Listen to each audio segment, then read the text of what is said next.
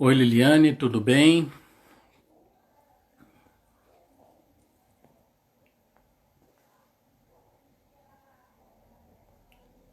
Estou aqui batendo, convidando algumas pessoas para nossa live, enquanto não dá exatamente 6 horas, para a gente não começar sem ninguém, né? Ou com muito pouca gente. Feito. Oi Liliane, oi Mauri, Ragi, Marcos. Bom, olha, a Liliane está na Alemanha. Vamos conversar sobre como está a situação da Alemanha. De repente a gente pode bater um papo na semana que vem. Hoje a nossa live vai ter uma super amiga minha, uma convidada jornalista também, mas deixa eu falar dela quando ela entrar aqui na live. Vamos falar um pouquinho desse dia de coronavírus e de Covid-19. Hoje está fazendo exatamente um mês, dia 17 de fevereiro, que a gente fez saiu a primeira notícia de que uma pessoa havia morrido vítima de Covid-19 no Brasil. Então, essa informação, eu me lembro que eu estava na Câmara Municipal, até passei a informação no plenário. Então, gente, em um mês nós temos já 2.141 mortes provocadas pelo coronavírus ou pela Covid-19 no Brasil. Em um mês nós temos todas essas mortes. Acreditamos ainda que estamos longe. Exatamente, perdão, 17 de março, não 17 de fevereiro, né? O Regli tá. O Regli, não, acho que é a Regli, ou deve ser Regina, né? Tá me corrigindo aqui. 17 de março foi a primeira morte que nós tivemos do coronavírus, ainda estávamos trabalhando desse dia. E nessa semana também, de 17, acabou acontecendo a divulgação do começo da quarentena, né? Eu lembro que o meu filho está em casa desde que a quarentena começou. Hoje que ele deu uma saída de carro, não saiu do carro, mas foi pelo menos para ver gente. Então, nós temos mais de 33 mil casos no país de pessoas com a Covid-19. Então ainda é uma situação muito complicada. Estou esperando a Gisá mandar o convite aqui para entrar na conversa. Que eu não consigo enviar daqui, tá, Gi? Se você conseguir mandar daí, fica mais fácil para mim aqui. As coisas são muito pequenininhas nesse telefone.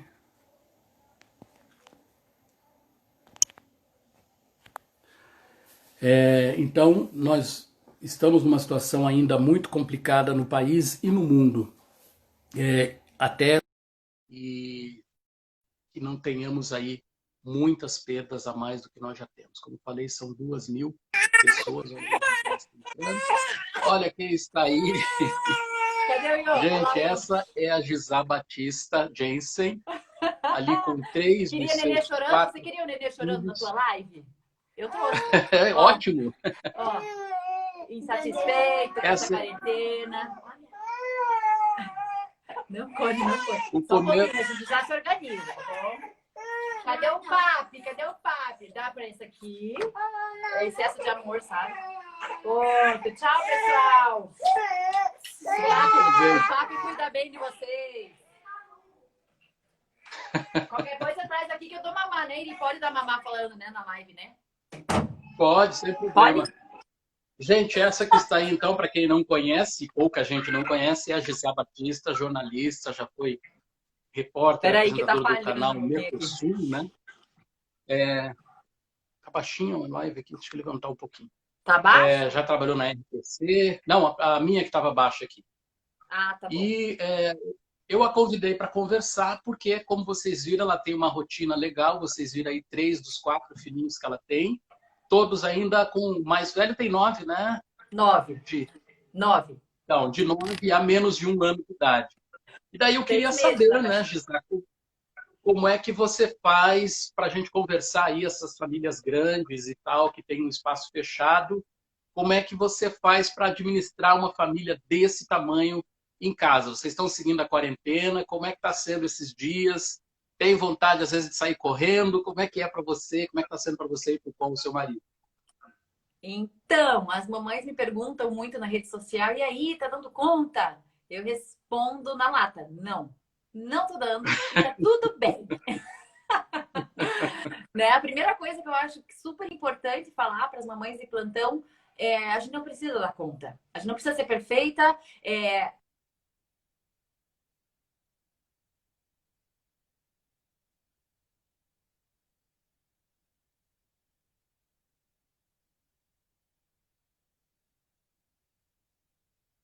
Gi, está travando a tua transmissão. Você não quer... Gi, a sua transmissão está travando. Você não quer... Voltou, voltou. Só que a gente perdeu a sua resposta. Você só falou não e caiu começou a travar.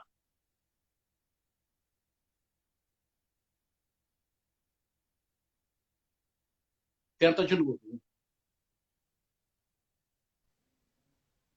Tá ouvindo ou não? Vamos ver se minha internet hoje não tá muito legal. Você está no Wi-Fi? E agora eu mudei porque o Wi-Fi tava dando umas piscadas, eu mudei pro outro. Vamos ver se tá melhor ou tá pior. Não está saindo áudio. Eu tô muda? Ai, ai, ai. Não, o áudio tá bom agora. Agora travou tudo. Vamos esperar ela recompor lá, gente. Enquanto isso, deixa eu ver quem está aqui nessa live. A Roseli. Acho que ela vai sair. Eu vou tirar ela e ela é para entrar de novo. Gia, eu vou te tirar e esperar você entrar de novo. Eu vou cancelar você e você manda de novo. Aí, acho que deu agora. Trava e volta, né? É tão estranho. Não, agora, E aí eu não te escuto direito também. Agora... Tá meio robozinho aqui. A imagem está melhor agora. Você está loira, inclusive. Na outra você estava morena. Será que é o meu aqui que tá com algum problema? Deve ser, né? Não, mas agora tá ok. Agora estamos te tua ouvindo. tava super boa. Quando eu entrei, começou a dar uns... Vamos ver. Mas Alguém agora tá escreve bom. aí se tá dando pra me ouvir. Ele, eu te ouço bem quebrado, assim. Não consigo escutar tuas perguntas. Mas pode dizer, então, aquela coisa se você tá dando conta. Vai lá. Ah, tá bom. Então eu digo que eu não tô dando conta e que você que está nos assistindo aí também não precisa dar conta. Você não precisa dar conta. A gente está fazendo o nosso melhor, isso que importa. Achar que você vai dar conta do home office, de cuidar das crianças, da aula homeschooling, achar que você vai cuidar da casa excelente, é exigir demais de você. E isso só vai trazer peso. Então a gente faz o que dá, não deu ok, não precisa estar tudo perfeito, às vezes tá uma bagunça, né? E tá tudo bem, a gente vai sobreviver, vai dar tudo certo e a gente vai tirar o melhor dessa fase. Você tá me ouvindo? Porque você tá pausado para mim. Não, eu tô ouvindo bem.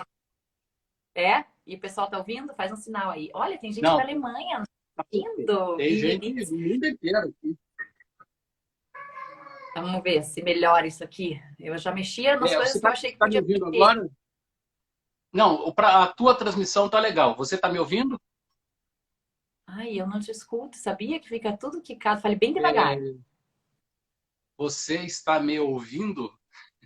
Oi, Eri, a gente sempre tem uns problemas ao vivo, né? Depois a gente fala dessa coisa. A rotina da casa, como é que tá? Ai, eu não escuto o que você fala. Parece um robozinho, assim. Será que eu mudo para o meu 3G, da sua casa? Como é que está a rotina na sua casa? A rotina? Peguei. Qual é a rotina na minha casa? É isso, né? Faz sinal que eu vejo. Então, eu sou uma pessoa que eu não sou muito boa de rotina. Eu gosto de sair um pouco da rotina. Eu acho que sair da rotina traz muita coisa boa. Mas coisas a gente precisa de rotina para dar segurança para as crianças. Obrigada, o pessoal está escrevendo a pergunta, daí fica mais fácil. Eu mantenho uma rotina, mas ela não é agora mais nos horários fixos, né? A gente vai fazendo as coisas que precisam quando dá.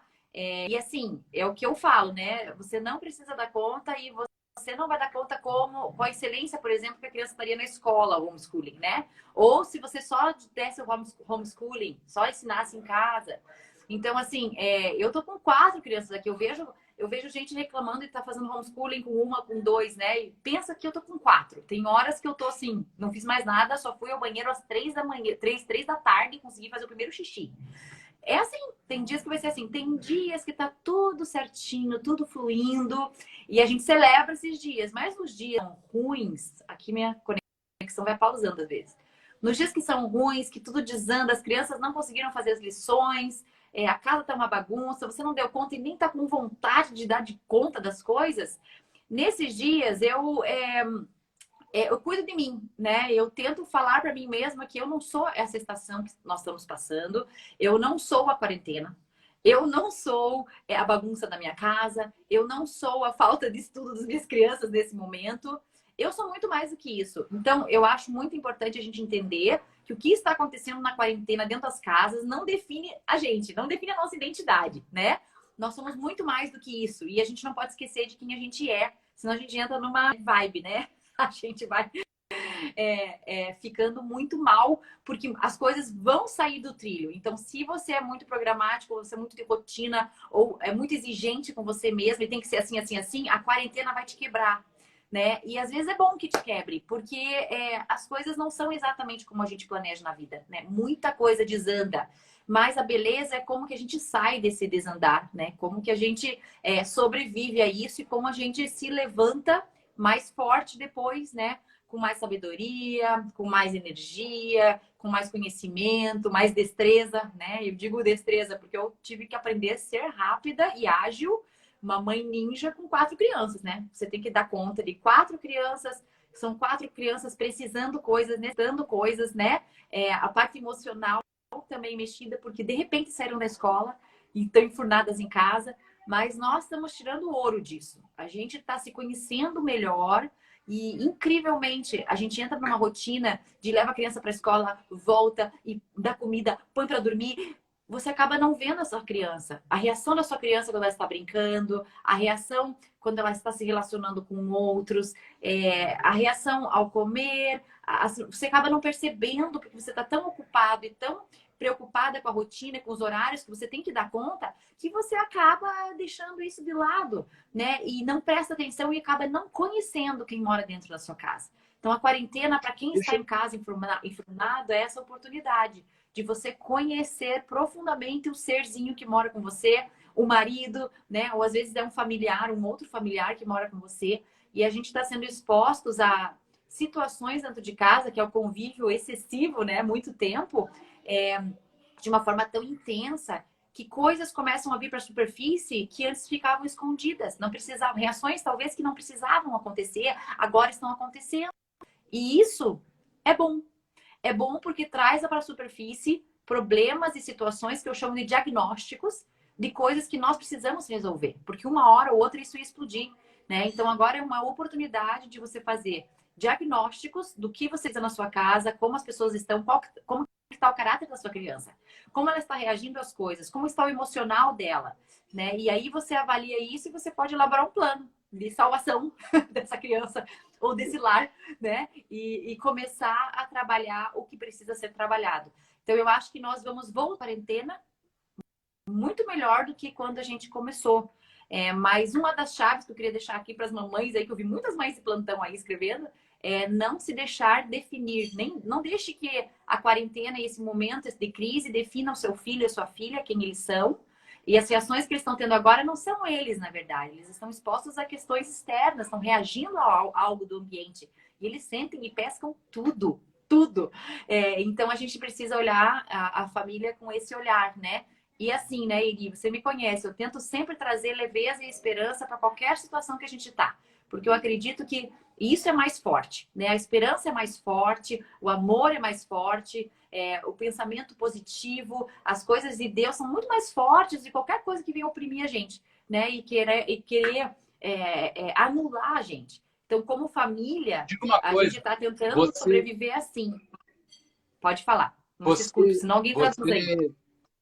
você tá com 4 filhos, né? E você não era nem para ser mãe, né? Eu queria que você contasse essa história sua, da sua primeira gravidez, o que aconteceu e como é que você saiu dessa. Você e o Con são um casal cristão. Peraí, que eu não consigo te ouvir, acredita nessa? Como é Não que eu ouviu vou nada, né? responder as suas perguntas sem te ouvir? E você me ouve bem? Eu tô te Por que ouvindo será que eu super bem. sou? Deixa eu escrever. Você Então, entendeu a peraí. pergunta? Espera um minuto que eu vou colocar no meu outra internet. Tá bom. A gente está conversando com a jornalista Giza Batista. Estamos com um problema de conexão. Ontem já tive, na última live que eu fiz com a Cláudia, deu problema também. Dai tá escrevendo. Vamos ver. Agora. Tô te ouvindo. Tá Não me vou me ouvindo? mexer. Tô. Tá me ouvindo bem agora? Tô. Então, não, eu queria que você falasse, você tem 4 filhos, mas não era para você ter nenhum, né?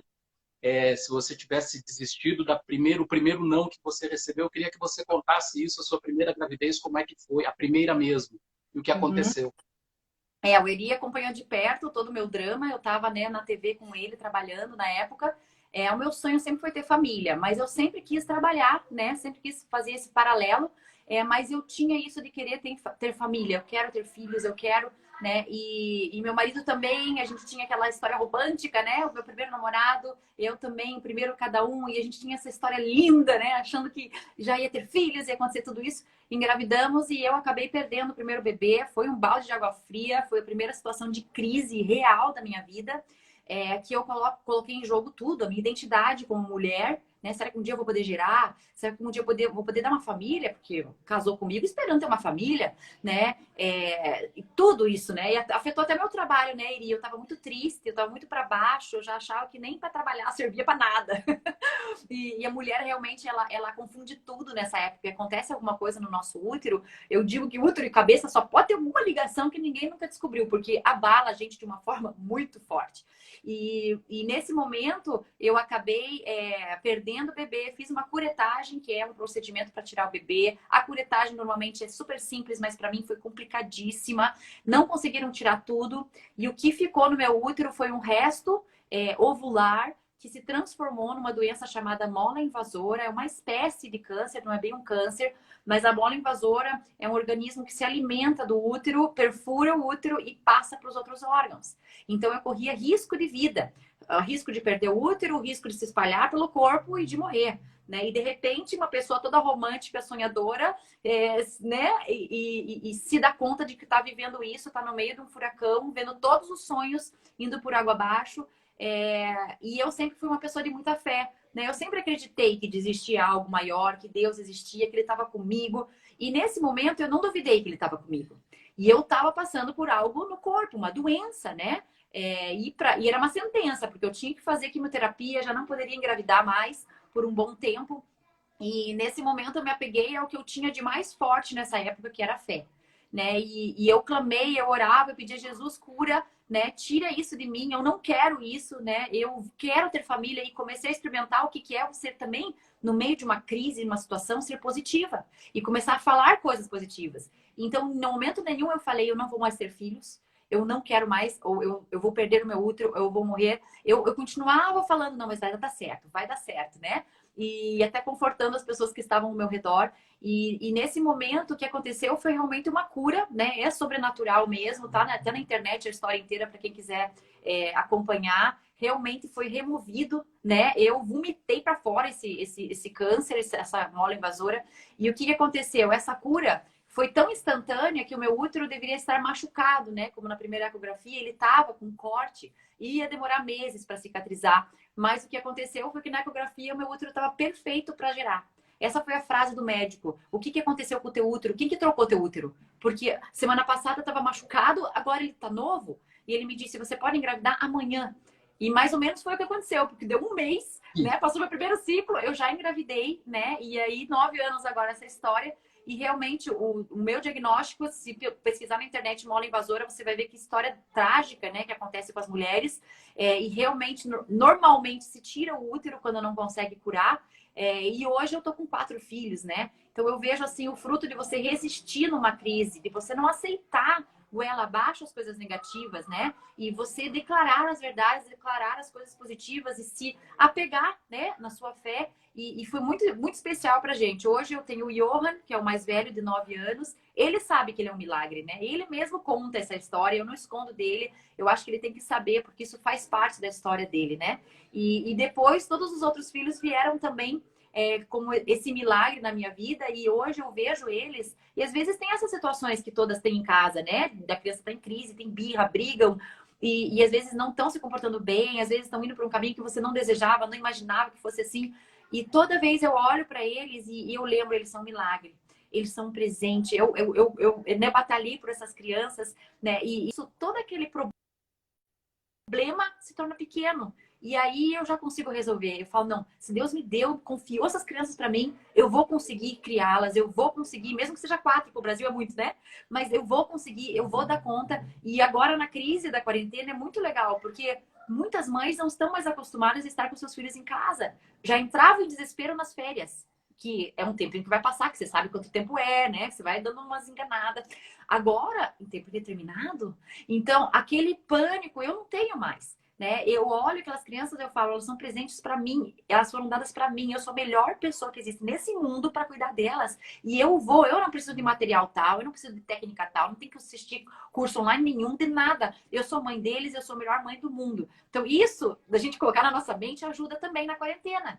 Porque você sabe que você vai estar se doando e dando o seu amor, o melhor que você tem para os seus filhos, né? E essa é a nossa história, né? Uma história de muita superação, né? Muita confiança em Deus, existe esse toque do sobrenatural, né?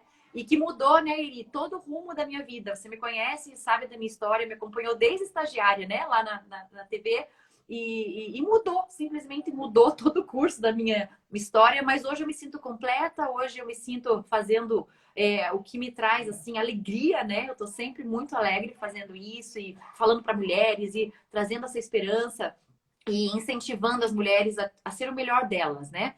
Porque eu realmente... Você criou, inclusive, Como, Eri? você criou, inclusive, um movimento, né? O Voo e Borboleta. Eu queria que você falasse um pouquinho sobre ele também, que é um movimento que faz muito sucesso, né? Isso. O que aconteceu, Eri? Eu comecei a dividir essas situações de vida, né? Eu comecei a dividir esses desafios que eu passava e sempre contando a verdade, contando os pensamentos que eu tinha, contando os sentimentos que eu tinha. E a gente começou a ver as mulheres se identificando e falando, nossa, mas você está falando tão abertamente de uma fraqueza, né? E eu comecei a compartilhar isso com as mulheres e comecei a ensiná-las, né? O que eu mais comecei a ensinar em casa foi educação de filhos. Eu reuni mulheres para ensinar a educação de filhos. E acabou que foi, sei lá, educação de várias outras coisas, né? Não era focado nos filhos, mas era para elas mesmas.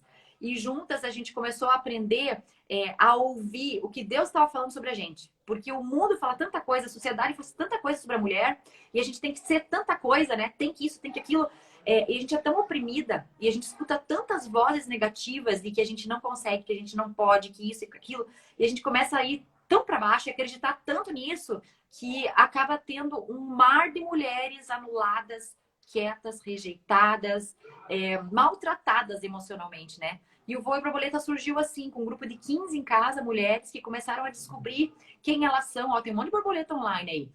Aí elas começaram a descobrir quem elas são e eu fiquei assim, de boca aberta, de ver o potencial escondido em cada mulher.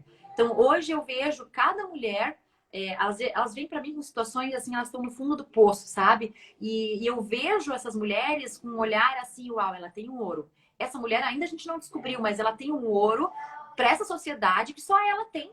Né? Eu tenho um, ela tem outro, e a gente começou juntas, uma incentivar a outra a ver isso. E acabou que formou esse grupo chamado Voo e Borboleta, que já está sem fronteiras. Tem mulher na Alemanha, tem nos Estados Unidos, tem no Canadá, tem em tudo quanto é lugar. E essas sozinho, mulheres, né? elas se apoiam, né, Iri? Elas se apoiam e não deixam a comparação entrar. Acho que uma das coisas mais fortes do Voo e Borboleta é isso. A gente estuda livros juntos, a gente tem grupos, são várias coisas, né? Tem curso online, tem de tudo, né? Que você pode imaginar. A gente vai por todas as áreas, mas é mais um grupo assim online, é um grupo de apoio que existe com mulheres de tudo quanto é canto, né? Fala, Iri. E não, eu comentei que eu vi esses dias uma reunião do Voo e Borboleta que você não estava, quer dizer, o movimento hoje já independe de você. Já surgiram perfis do Voo e Borboleta, inclusive no Insta, né? Que a gente não conseguia mais colocar dentro. As meninas dizem que o Voo e Borboleta tem asas, né? Em vez de braços que as empresas têm, são asas e eu não dou mais conta. Se eu centralizar e controlar tudo em mim, vai morrer, né? E o Voo e Borboleta não sou eu. Eu disse um sim e inspirei algumas mulheres e elas inspiradas por mim, acabam dizendo sim, e aí vão inspirando outras. E é bem livre o movimento, sabe? A gente não tenta controlar nada, a gente deixa, as mulheres têm as ideias. E aí tiveram a ideia de fazer a quarentena das borboletas. Falei, vamos gerar conteúdo. Elas geraram tanto conteúdo, Eri. Mulheres que eram caladas, que nunca tinham colocado o rosto na frente de uma câmera. Porque eu fui treinada para isso, né, Eri? Você participou do meu treinamento, né? Foi meu professor, né? Eu estou acostumada a falar. Mas e as mulheres que nunca pegaram no microfone, que a vergonha tomava conta? Gisá caiu. Gi, manda de novo. Caiu a sua transmissão aqui, tá? Você tem que mandar de novo o convite para entrar mais uma vez. Eu estou conversando com a jornalista Gisá Batista, que está falando aí sobre várias coisas, né? Ela tem 4 filhos, o mais velho com 9 anos, depois tem a mais nova que vai fazer 1 ano daqui 2 meses. E tem ainda a Cone, que tem acho que 7 ou 5. Ela já fala as idades dos filhos. Eu estava enrolando aqui, falando as idades do seu filho. Então, o Johan tem 9. Isso. E a idade dos demais? A Cone tem 7. A Lisa tem 3. E a bebezinha Louise tem 6 meses. E você visitou todos quando nasceram? Tem fotos no mesmo lugar com todos, né? E me conte uma coisa, quando essas crianças estão em casa e aquele dia que um levanta meio atravessado, começa a se desentender, começa a brincar, quando eu vejo postagens suas no Instagram e tal, você sempre tem uma coisa assim, família margarina, né? Tudo bem, as crianças brincam e tal, mas a gente sabe que nem sempre tá assim, né? Principalmente quando a nossa vida não é o Big Brother, né? A gente tem as brigas, a gente se coloca. Como é que vocês resolvem esses problemas assim quando os filhos não estão naqueles bons dias? E começa a irritar todo mundo. Muito legal você citar isso, Eri, porque é o que mais as pessoas me perguntam, né? Essa semana eu publiquei todos os 4 no berço da Louise, com aquela cara de alegria, né? Logo depois que eu fiz o post do Stories, eles começaram a brigar e a Lisa começou a fazer chorar, gritar, começou uma bagunça. O que eu fiz? Tirei foto também e publiquei. E eu falei, olha aí pra você que pensou que tudo é só alegria. Isso aqui também acontece aqui, né? E dei uma provocada na minha audiência. Porque claro que acontece, né? E acontece muito. E assim, se você acorda de manhã, se você é a mãe e tá me ouvindo, você acorda de manhã achando que o seu filho não vai aprontar, que ele não vai ter um mau humor, que ele não vai fazer birra, que ele não vai quebrar nada, que ele não vai derrubar, não vai fazer bagunça, que não vai bater no irmão, nem beliscar ninguém, você vai se frustrar. Então, você tem que saber que a criança é criança. Isso faz parte da infância. Ela vai fazer coisas. E o que eu mais falo, Eri, é o seguinte. Eles estão de mau humor, eles acordaram para briga, acordaram para macetar o irmão. Tem dias que acordam para tudo, né? Eles são seres humanos, eles estão aprendendo o controle, o domínio próprio. E eles não estão fazendo isso para nos ofender nem para nos atingir. E os pais confundem isso. As mães e os pais acham que o comportamento da criança é para nos atingir. O adulto tem muito disso, né? Achar que o outro faz alguma coisa. E não, eles são crianças, estão aprendendo, estão crescendo. Então, o primeiro passo é eu não me ofender com o comportamento daquela criança. Ela não está fazendo isso porque ela quer me aniquilar ou quer me provocar. Ela está passando por uma fase difícil. E quantas vezes a gente não acorda mal-humorado, né? E aí? Como é que é, né? Não tem aqui o pai e mãe mais para brigar comigo, né? E a gente já aprendeu a regular. Alguns adultos ainda não aprenderam, né? Mas a gente já aprendeu um pouco a regular isso. A criança ainda não. Então, ela agora precisa de você, não reforçando o comportamento negativo, mas ajudando a trazer a criança para o normal dela de novo. E aí, o que eu mais ensino nos cursos de educação de filhos é isso. Você não pode taxar o seu filho pelo comportamento que ele está tendo. E, gente, dá uma vontade, né? Coça a garganta para dizer, você é ansiosa, você é malcriada, você é desobediente, mas coça. E a gente não pode falar isso. A gente tem que dizer, olha, você está desobediente, mas você não é.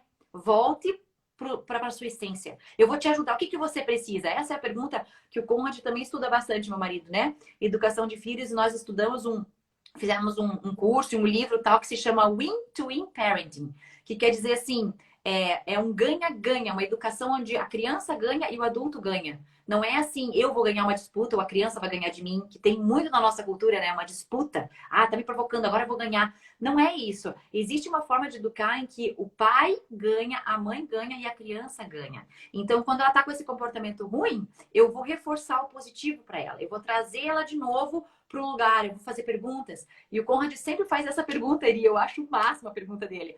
A criança tá dentro daquela crise, não tá conseguindo comer no horário, tá bagunçando a mesa, e ele fala assim: como que eu posso te ajudar? Eu tô vendo que você não tá conseguindo comer no horário.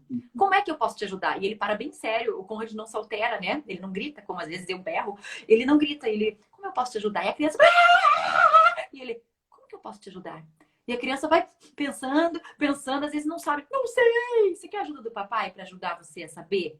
Né? Então eu acho muito legal isso, né? Da parceria do marido e da mulher ali para trabalhar as crianças, né? Trabalhar isso. E assim, a gente também tem que ter consciência que uma criança que acorda virada tem a tendência, se ela é uma líder, inclusive, né? As mães de crianças líderes já sabem o que eu tô falando. Essa criança tem a tendência de, como que se diz, quando a laranja podre, apodrece tudo, né? No meio, tem uma expressão que fala isso, né? Essa pessoa pode acabar infectando a família inteira. Então a gente está sempre dizendo assim: ei, nós somos uma família. Você não está sendo fã aqui, a gente fala, não está sendo legal e divertido aqui, e você está atrapalhando o momento de família nesse momento, por exemplo, no café da manhã. Aí vamos começar o dia todo mundo irritado, o pai irritado, a mãe irritada. Não é assim, né? E o Conrad sempre lê um versículo para as crianças que diz assim na palavra, que a gente deve se esforçar para trazer a paz. Então ele fala: vamos nos esforçar para trazer a paz, gente, na família? O que você está convidando para casa hoje? Confusão? E a gente sempre fala essa linguagem: está convidando alegria? Está convidando paz? Ou você está convidando confusão?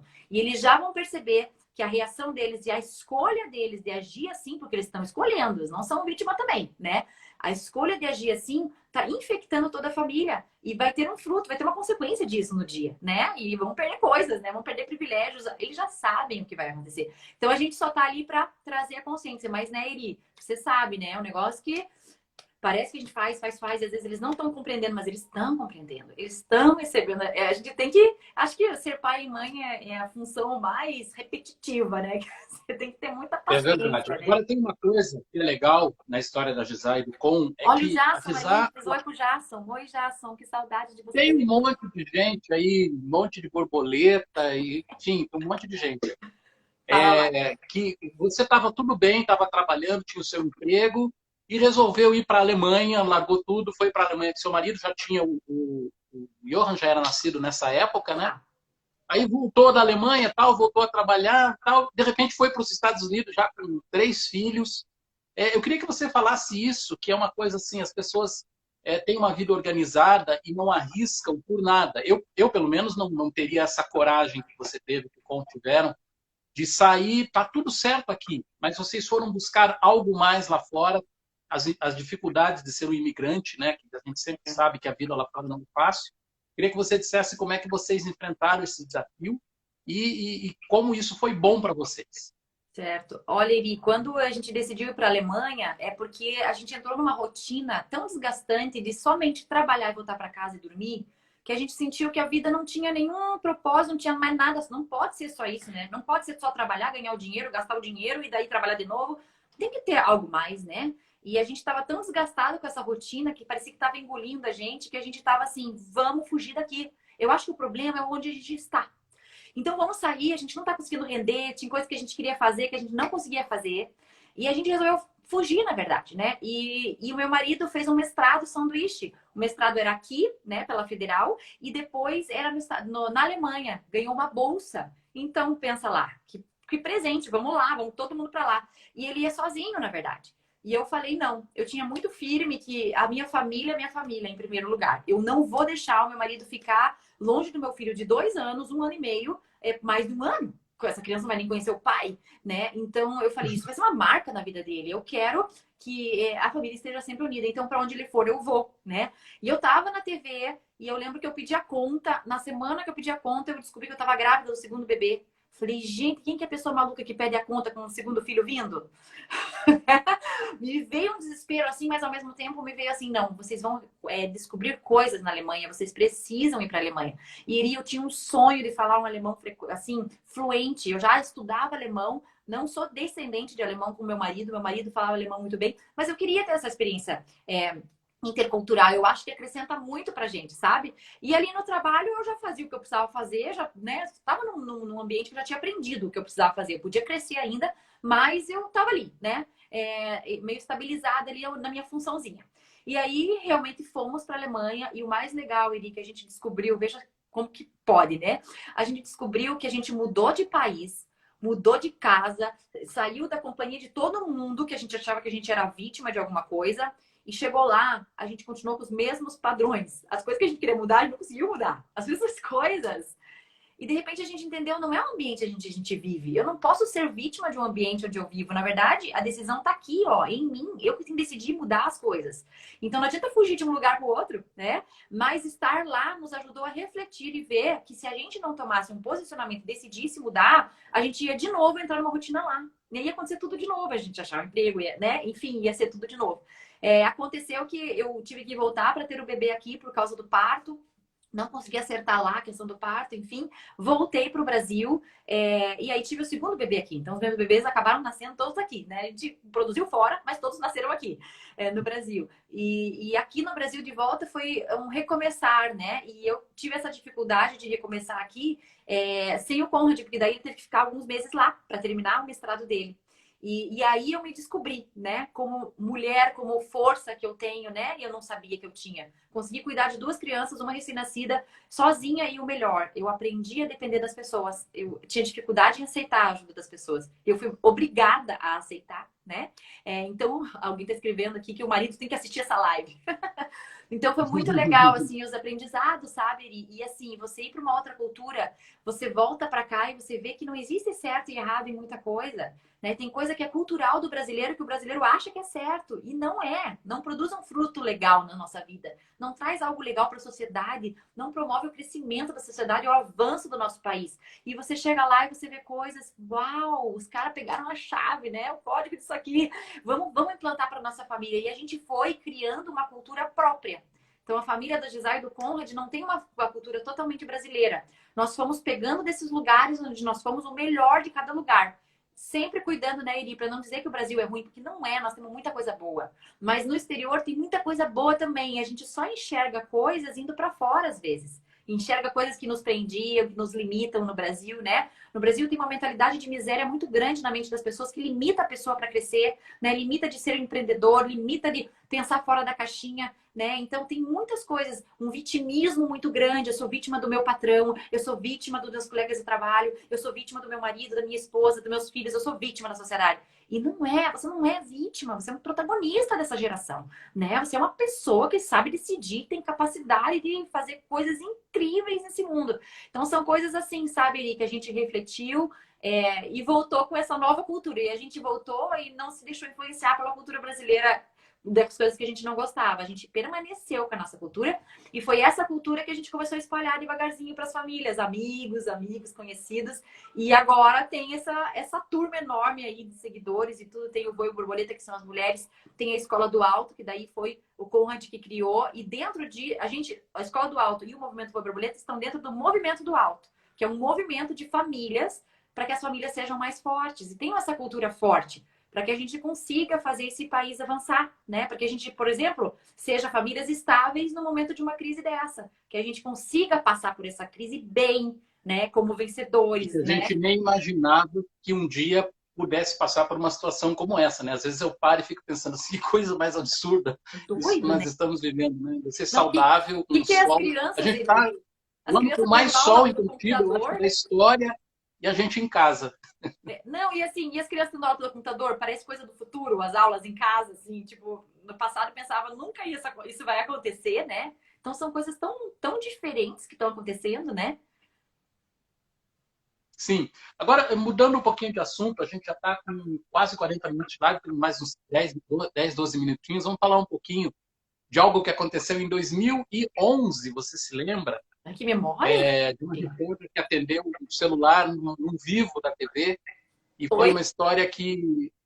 Eu estou falando daquele vivo que você atendeu o telefone no ar. Então, eu tô dizendo que eu disse oi, era propaganda da Oi, me disseram. Ah, é que a tua imagem travou aqui. Então aconteceu isso, gente. Em 2011 a gente estava fazendo uma transmissão da Praça Osório, chamamos a Gisá, ela estava fazendo o vivo normalmente, e de repente tocou o celular, ela saiu, parou o vivo, saiu, foi falar com o celular. Há de se explicar que ela não teve culpa disso que aconteceu. Por quê? Porque o telefone não era para ter tocado.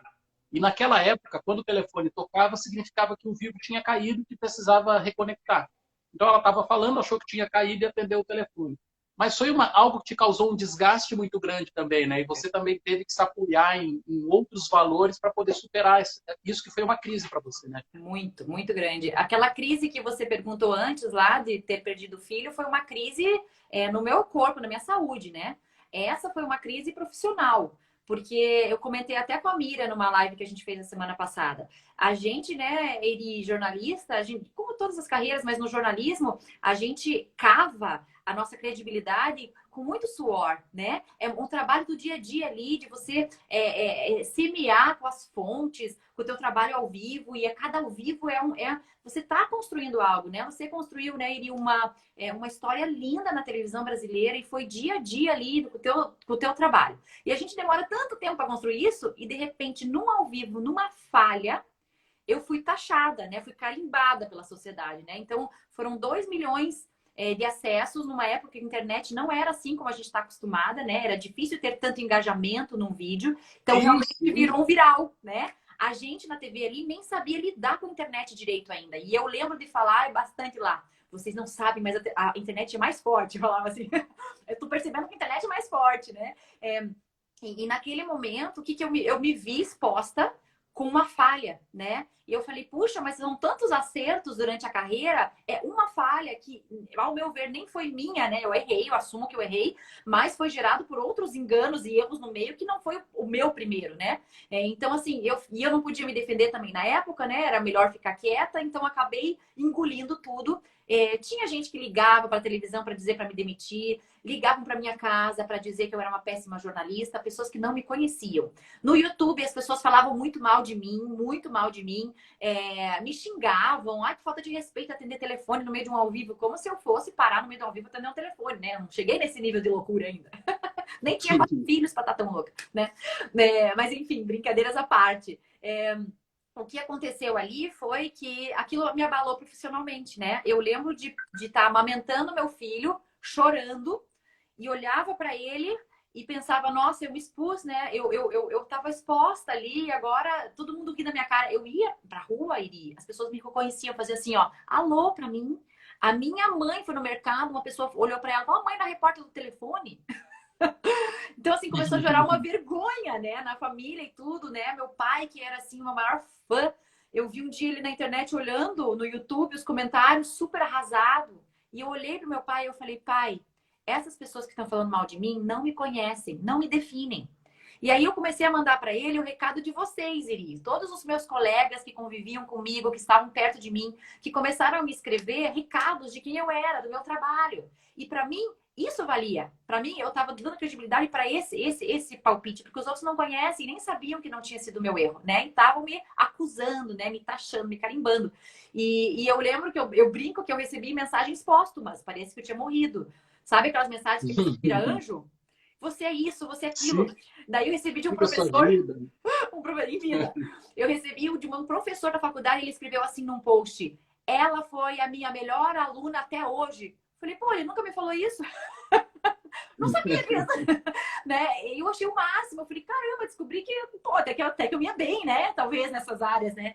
E foi bom. Eu comecei a me fortificar olhando para esse lado. Mas eu fiquei muito chateada, muito machucada emocionalmente, não percebi, na verdade. Só que eu não conseguia falar sobre esse assunto. Se naquela época você me perguntasse isso, eu ia estar assim, vermelha agora, eu ia estar trêmula para falar e não me sentindo confortável. E até ficar ofendida que você me perguntou isso, sabe? E hoje é a mesma situação, mesma coisa que aconteceu, né? Mas eu já não tenho mais isso, né? Então, assim, eu sinto que eu realmente fui curada interiormente disso, né? Assim, tendo que perdoar mesmo. Eu perdoei essas pessoas que falaram mal de mim, não sabiam, né? Não me conheciam. E consegui dar essa volta por cima. E eu lembro que antes de eu sair da TV, um dos chefes escreveu para mim: olha, eu quero dizer para você que você tá na sua melhor fase. Então, para mim foi, puxa, eu acho que me recuperei daquela crise, né? E saí na melhor fase. E me escreveram isso quando eu saí na melhor fase, dizendo assim que o ápice e a melhor fase é o melhor ponto para você sair e começar algo novo. Né? Você não precisa esperar descer e sair na bad vibe, né? Você pode sair nisso. Eu falei, uau, que estratégia, né? E foi muito legal Uhum. sair assim. Mas realmente foi algo que me marcou muito. Me machucou muito ver essa raiva das pessoas, de uma pessoa que, puxa, foi um erro, né? E me refleti muito. O que a gente faz com o erro das pessoas? A gente culpa as pessoas? A gente taca pedra nas pessoas? Por quê? Todo mundo vai errar, pode errar, né? E a gente tem a chance de recomeçar, de fazer de novo. E Eri, você nem sabe que meu último ao vivo quase foi trágico também, né? Não, esse não vazou na internet, não foi top 5 do CQC. Acho que não sei. Sabe o que aconteceu? Eu fui entrevistar um bambambam aí de um negócio político que estava rolando e ele tinha algum problema no dente, umas dentaduras, alguma coisa assim. E eu estava entrevistando com o microfoninho aqui e de repente o dente dele saltou para fora. Ele engoliu o dente de novo. Ele engoliu de novo. E eu não entendi, eu achei que eram chicletes. E eu puxei o microfone e comecei a enrolar para o câmera sair dele e vir para mim, né? Para ninguém ver aquela situação, porque eu vi que ele estava engasgado com o negócio. E eu falei, meu Deus do céu, meu último ao vivo da vida, eu não vou deixar isso acontecer. E o câmera não entendeu direito, ficou focando no cara e ninguém percebeu, né? Depois a gente voltou ao vivo para ver, a gente percebeu e dava para ver bem o dentinho saindo para fora. Depois ele me explicou que era um dente que dava uma prótese que pulou para dentro, ele não conseguia arrumar e ele me agradeceu muito pela minha sabedoria de enrolar enquanto ele arrumava. E eu falei, Mas aí você já meu está Deus do céu, descolado, né? tá perigoso isso aqui, preciso sair, Gi, tá só perigoso. deixa eu ver se eu consigo ler aqui, ó. A Decanestraro diz que você influencia muitas pessoas. Tem uma pessoa aqui de Uganda com uma mensagem estranha dizendo assim: eu sou de Uganda, na África, e nós vamos todos morrer, meus amigos. Será que ele está preocupado com o corona? Temos que tomar cuidado, né? A Cris Ribeiro está dizendo: Gisá, mandei uma mensagem no privado, por favor, dê uma olhadinha, tá Vejo, bom? eu demoro, mas eu vejo. A Lena Correia, minha esposa, entrou Ai, agora. que linda! Quem mais falou que você influenciou aqui? A Liliane Kidzik disse que o maior desafio para ela está na Alemanha, é falar fluente o alemão. Para mim também, tá, Lili? Eu preciso contar essa história um dia para aqui. Quando eu fui para a Alemanha, eu cheguei no aeroporto, a hora que fui passar na imigração, não achei meu passaporte. Aí eu fiquei lá 1 hora, quase voltei sem entrar na Alemanha. Meu passaporte foi encontrado no chão do avião depois de 1 hora. Uau. História bem... E para falar, eu lá né? sentado e o pessoal achando que eu estava querendo invadir o país. Ela está falando disso. A Ana está falando vítima da quarentena. Não, somos protagonistas. Isso. Enfim, um monte de gente deixando mensagens aqui. Depois, se você quiser rever essas mensagens, é só passar a live de novo. Porque a minha live está bem estranha. Você está congelada há um tempão aqui. Eu acho que não está para outras pessoas. Né? Eu estou ouvindo bem, estou te vendo bem. A Mari Fontanelli passou aqui também. Ah, que delícia. Olha, um monte de gente, amigos da RPC, mandando beijos. A Vivi Oliveira quer muito saber, ela tem 3 filhos, acho que ela quer dicas aí também para você. Você dê dicas para ela depois. Tá. A Juliane Friesen, sobrenomes aqui também não ajudam, né? Como eu amo ouvir essa mulher falar, tem o dom de empoderar a gente, ó, empoderadora de mulheres. Olha aí. A Beta Saito, borboleta de Chicago. Olha aí, nós temos mulheres em todo mundo já espalhadas. As borboletas são perigo. Então, olha que legal. Mas então, olha, a gente conseguiu fazer a nossa live, nenhum dos seus filhos, acho que chegou aí, porque eu não sei se a tua imagem está congelada, mas nenhum deles atrapalhou. Não. Acho que o Cão amarrou todos lá na cozinha. Aliás, você está de casa nova, né? Uma casa com mais espaço. Olha isso aí. Ajuda também um pouquinho? Deixa só te contar que deu um treco no meu marido, de repente ele falou assim, nós temos que se mudar, já achei um lugar e amanhã nós vamos. Falei, como? Eu não estava preparada psicologicamente, mas eu já aprendi que às vezes o marido tem umas visões mais além, né? E eu falei, tá bom, vamos. Graças a Deus, foi assim, menos de um mês antes de tudo isso acontecer. E realmente lá onde você conheceu aquele lugar, a gente ia estar bem apertado, né? Agora a gente tem um espacinho. Eu até perguntei pra minha filha como é que tá sendo a quarentena dela. Ai, mãe, que bom, dá pra andar um pouquinho de patins, dá pra estar com o irmãozinho, com a irmãzinha. Então, ter espaço também ajuda, né? Então, aqui a gente tá com um pouquinho mais de espaço, cada um tem um pouco mais da sua privacidade. Então, isso tá ajudando, sabe? Foi muito sábia a mudança. Ainda bem que eu não emburrei, né? Eu fui. Legal. A Vivi está dizendo aqui, ela queria saber a hora de cuidar dos filhos, acordando atravessados. Como fazer quando os filhos acordavam atravessados. Ah, Só ela para a ouviu. gente finalizar, rapidinho, a gente falou em rotina, né? Você disse que prefere não manter uma rotina. Mas principalmente as refeições, o almoço ou o café da manhã, alguma dessas refeições vocês estão fazendo juntos ou cada Sim. um come a hora que quer? Tá bagunçado essa coisa. Eu acho que um dos presentes da quarentena pra gente foi o café da manhã, sabe? De não precisar sair correndo e resolver coisas, ou o marido sair, ou eu sair correndo. A gente tá tendo um tempo do café da manhã muito gostoso com as crianças, de conversar, de estar junto. E todo dia, um deles, um da família, traz uma meditação, um pensamento, alguma coisa positiva, alguma coisa para nos encorajar. Eles fecham o olhinho, eles falam com Deus, eles falam pra gente o que Deus está falando. E é incrível de ver como essa época também está sendo muito boa para isso, né? Para eles atentarem que a vida não é só o físico, não é só o natural, não é só correria, não é só rotina. A gente pode se conectar, a gente pode ter um tempo em família, né? A gente pode ter esse tempo de meditação, de filosofar mesmo, de pensar na vida, nessa circunstância. E é bonito de ver, Iri, porque o Johan desenhou para o avô, né? Porque o avô não está encontrando ninguém, porque é o grupo de risco, né? A gente está morrendo de saudades dele, ele não encontra a gente. E ele desenhou para o avô um arco-íris com chuva caindo e o coronavírus em cima, tentando passar pelo arco. Ele desenhou o coronavírus, tentando passar pelo arco-íris e escrito na chuva assim: chuva de bênçãos. Isso já está passando. Né? Então, assim, eles estão sempre assim, isso já vai passar, muito positivo, sabe? Né?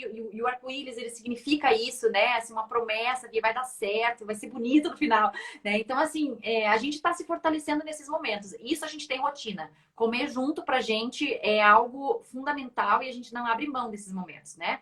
Então, daqui a pouquinho eu vou para lá e a gente vai ter um momento à mesa. Às vezes é uma bagunça, às vezes ninguém conecta com ninguém, mas faz parte, né? E tá construindo memória para eles. Eu acho e estou percebendo que eles estão tendo muito boas memórias dessa fase de coronavírus. Eu acho que para eles não está sendo negativo. Eu não estou deixando isso chegar. O medo que se instalou lá fora, eu filtro. Eu não deixo assistir televisão, porque eles não têm maturidade de receber as notícias, mas eu trabalho isso para eles. Vamos ver o que é bom nessa fase. Vamos transformar isso numa memória boa. Isso vai marcar uma fase que a gente se conectou como nunca na vida, né? Com todo o tempo do mundo juntos aqui, tendo que se reinventar, se aguentar, aprender a lidar com os limites um do outro, respeitar. Então, é tanta lição que a gente pode ensinar para as crianças confinadas numa casa que eu acho que o mundo está precisando, viu, Eri? Dar uma parada. Parece que o mundo parou, para tudo, né? Para realinhar, que a gente se perde muito fácil, né? Então, eu acho que